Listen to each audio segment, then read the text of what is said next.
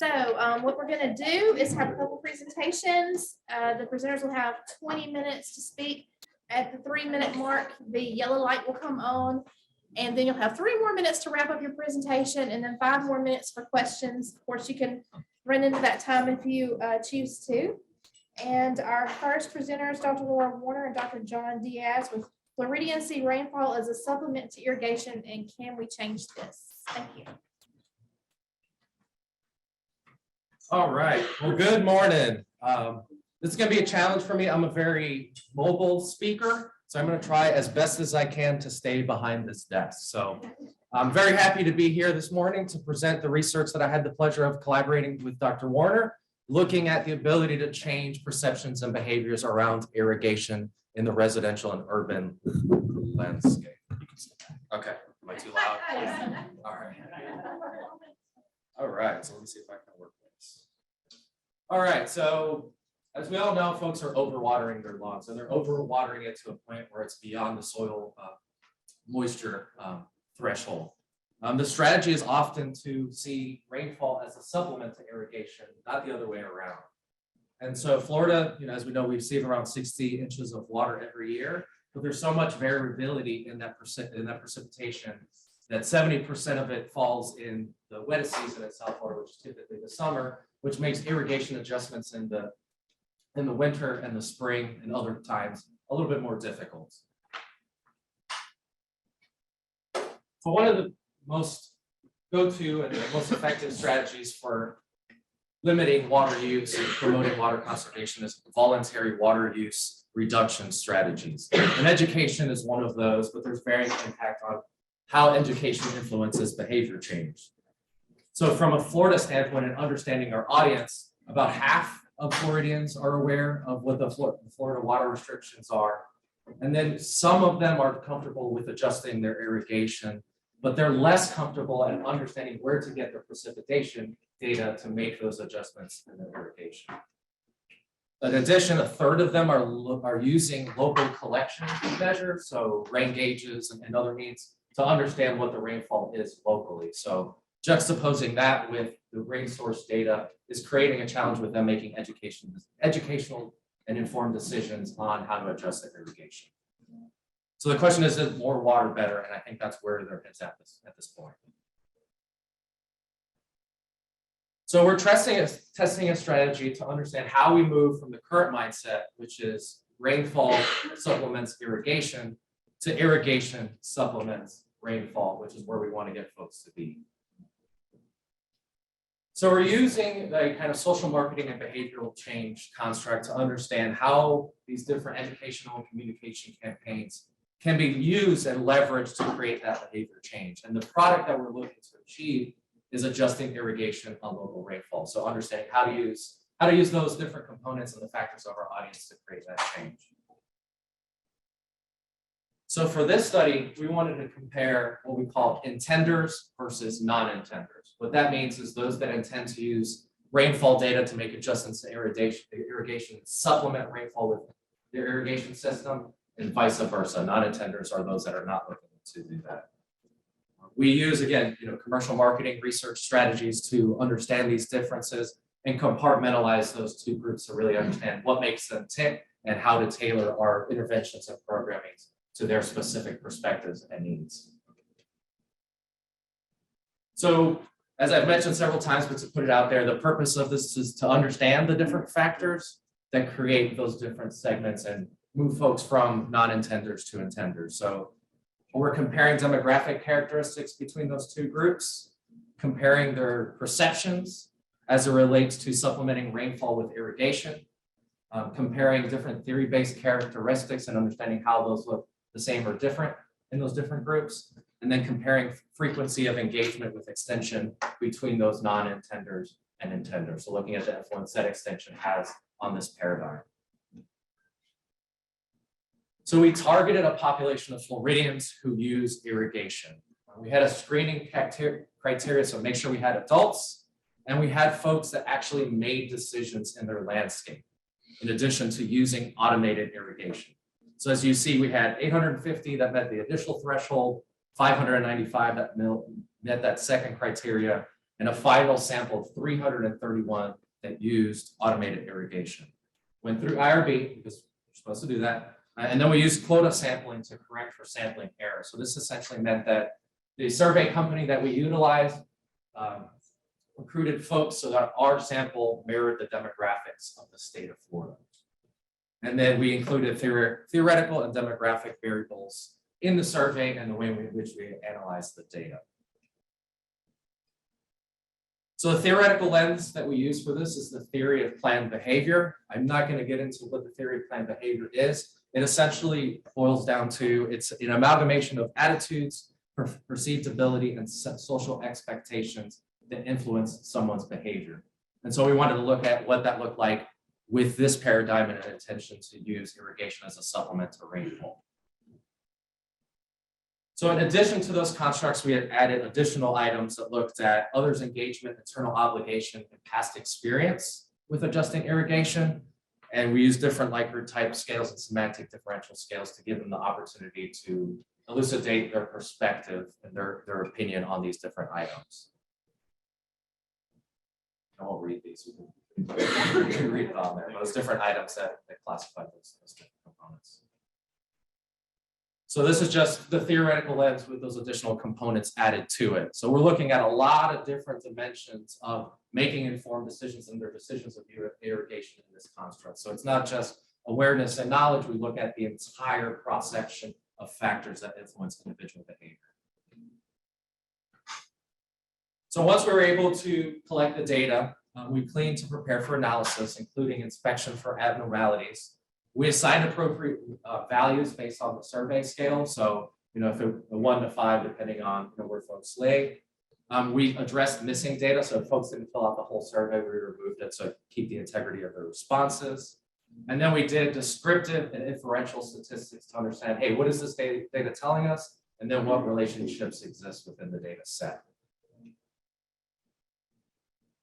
So we had 54% male, 31% Hispanic, Latino, Latina, Latinx. There was 73% white. Most of the folks had at least completed a 4-year degree. The median household income was between 50 and 75,000, and about 61% of our sample lived in a homeowners association. And this is where I will hand it off to Dr. Warner, who will talk about the data we collected.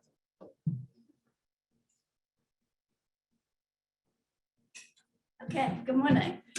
So I'll share what we found. So at the end of the day, we want to figure out what makes this high intender group tick. So we took our behavioral intent variable. This is the likelihood of Floridians to turn off their irrigation when the rainfall has been enough. And we split out those people that were most likely to do this behavior. And so we had these two groups. It was basically 40% was much more likely to turn off their irrigation when rainfall was adequate. And then the other 60%, not so much so. So it's these two groups that we're comparing for the rest of the findings here. There weren't a lot of very interesting differences in demographics, which we're not surprised about. No difference in age. Everybody was about 47 years old. No difference in whether they lived in an HOA or not.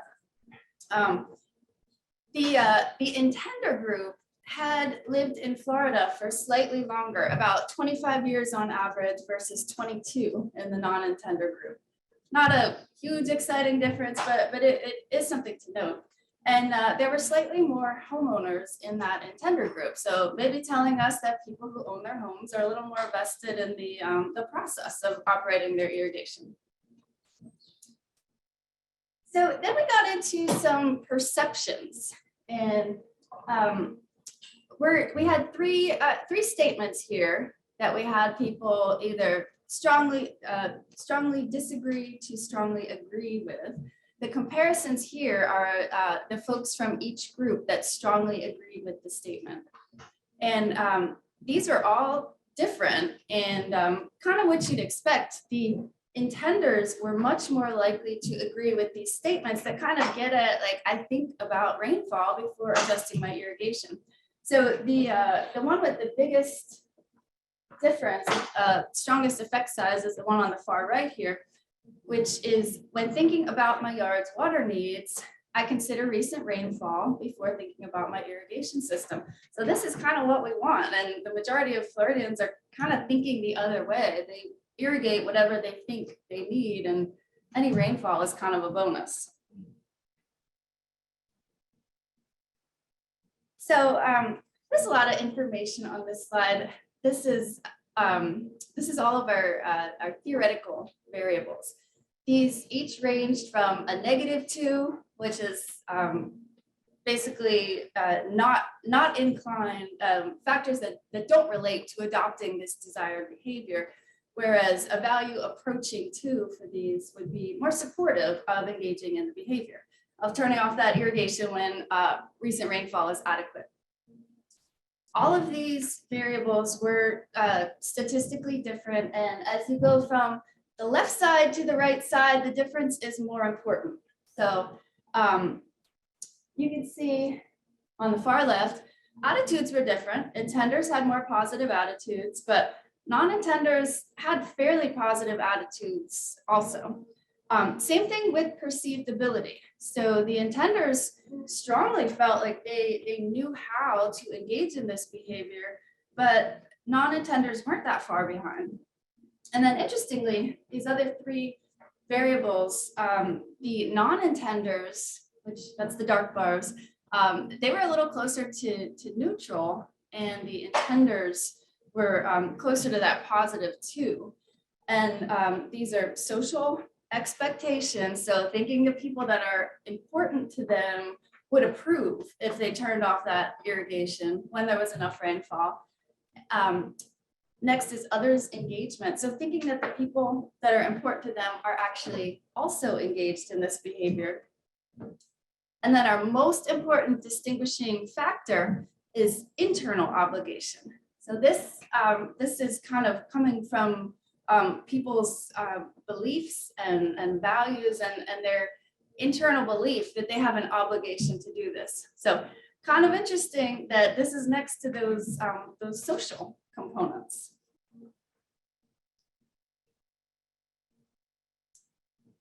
We asked about past behavior. So have you turned off your irrigation in the past when rainfall was adequate?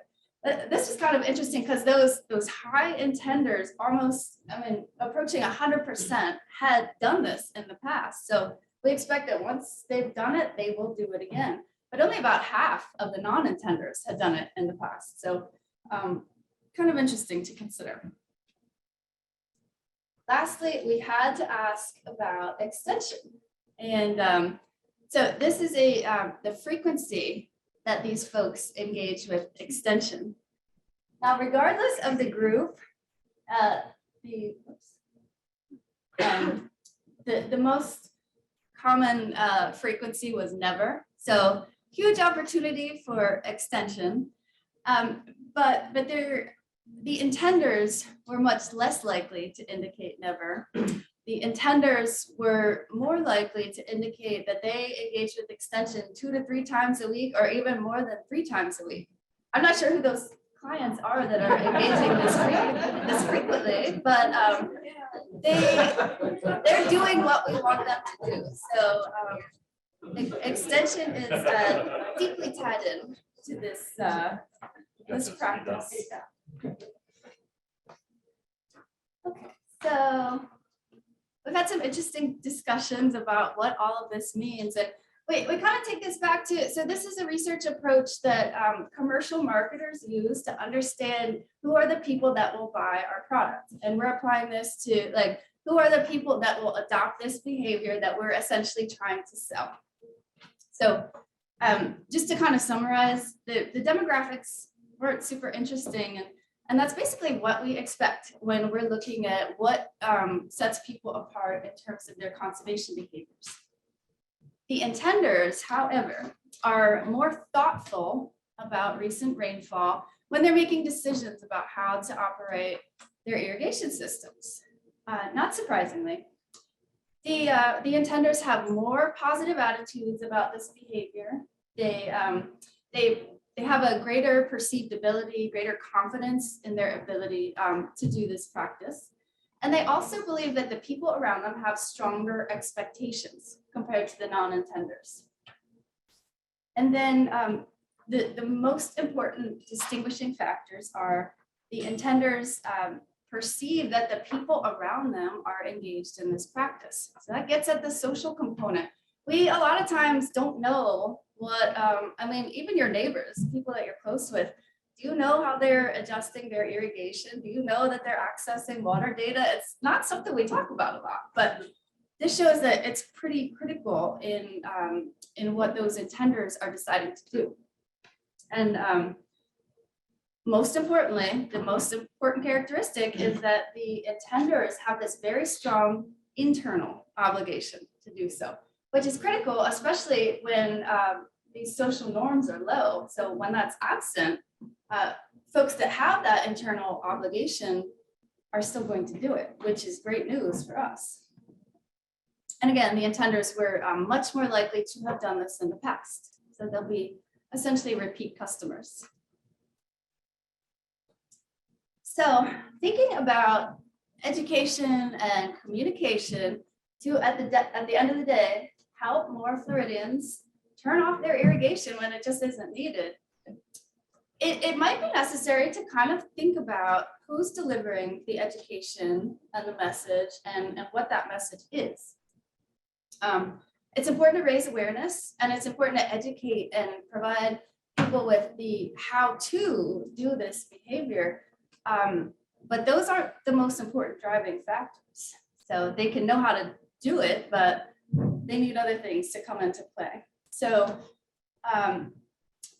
we need to get the social system involved. We need to raise awareness. So if my extension client's neighbor is adjusting their irrigation when rainfall is enough, we need to help them learn about it, get people talking to raise that, that social awareness. And most importantly, we need to work on building that internal obligation to conserve water, which is it's kind of warm and fuzzy. It's not just purely disseminating knowledge, but it's helping people to develop these connections with water and what it means beyond just something that goes on the landscape. So there's a couple of people in here that are putting people in kayaks on the water and talking about what it means for life and our families, and that's the kind of emotional connections that we need to get people to develop these personal obligations that seem to really influence their engagement in the desired behavior.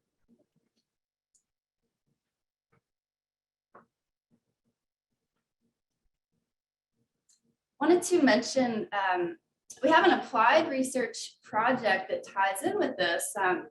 These are we presented here today is the results of our statewide annual survey from last year, but we also have a kind of fun applied research project down in Southwest Florida. It is funded by Swift Mud, and Robin Grantham is the project manager. You see her right now. But we're trying to, on a very small neighborhood scale, trying to see if we can shift those perceptions. We won't say much today because one of our graduate students is presenting in the poster round, so that'll contain some more information. But we're using signage that when people come in and out of their community, they see how much rain has recently fallen in their area. They're kind of prompted to consider, like, do I need to turn my irrigation system off? And it's a 2-year partnership, so we're looking at what happens over 52 weeks of this signage.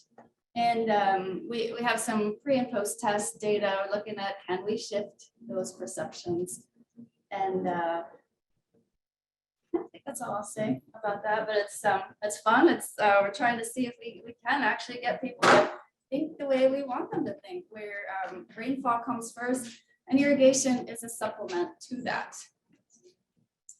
I do want to acknowledge the survey research was supported by USDA, and the applied research project that you'll hear more about at the poster session was funded by Swift Mud. And we have 2 great graduate students that have been working on these projects, Colby Silver and the new Dr. Cody Gusto. And you'll hear from them both later, but we can take questions, and I will thank you very much for your time.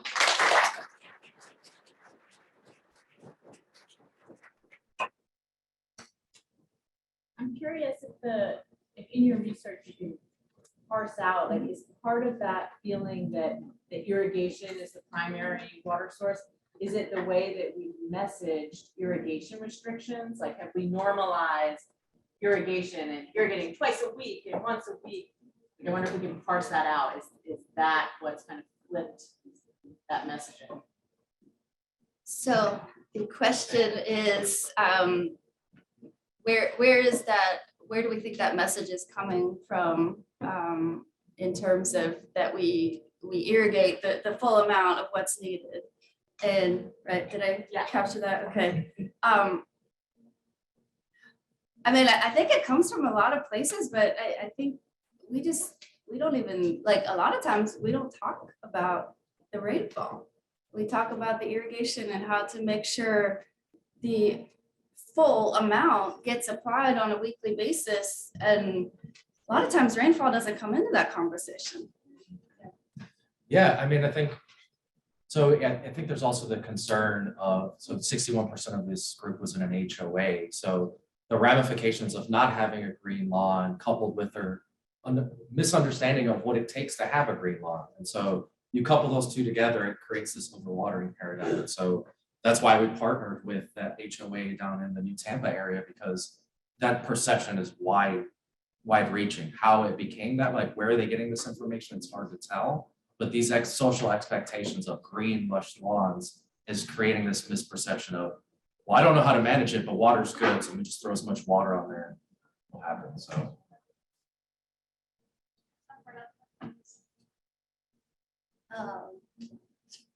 We have a question from Zoom from Forrest. Was the electronic rainfall sign custom made for that community, or is it available to purchase somewhere? That would be a great display of extension offices in the demo areas. Yes, that's a fantastic question. The question is where the sign came from. It was custom made, and Robin from Swift Mud would actually be the best person. She worked with the engineers, and I agree, it would be great for extension displays, but we'll probably have some tweaks to suggest to improve on it for other projects once we learn about how effective it is. I think it's the intention too. It's a pilot project, so if it works, Robin will be interested in getting into it. In the state of Florida, you require to have a rain shutoff device or irrigation system. If people know about that, how do you think it might impact their perception of manually controlling the irrigation system? Do you think they might think that's already taken care of? Oh, sorry, I can't hear up here. Did anybody? That was my question. Doesn't a rain shut-off device apply to this paradigm? Sorry, one more time. It's an automatic rain shut-off device. Wouldn't that make their attitude irrelevant?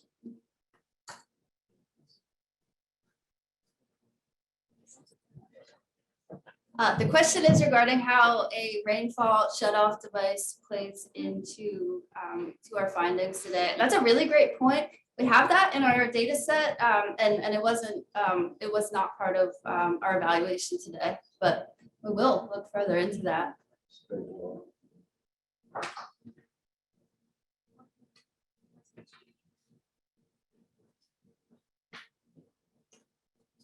Well, thank you so much.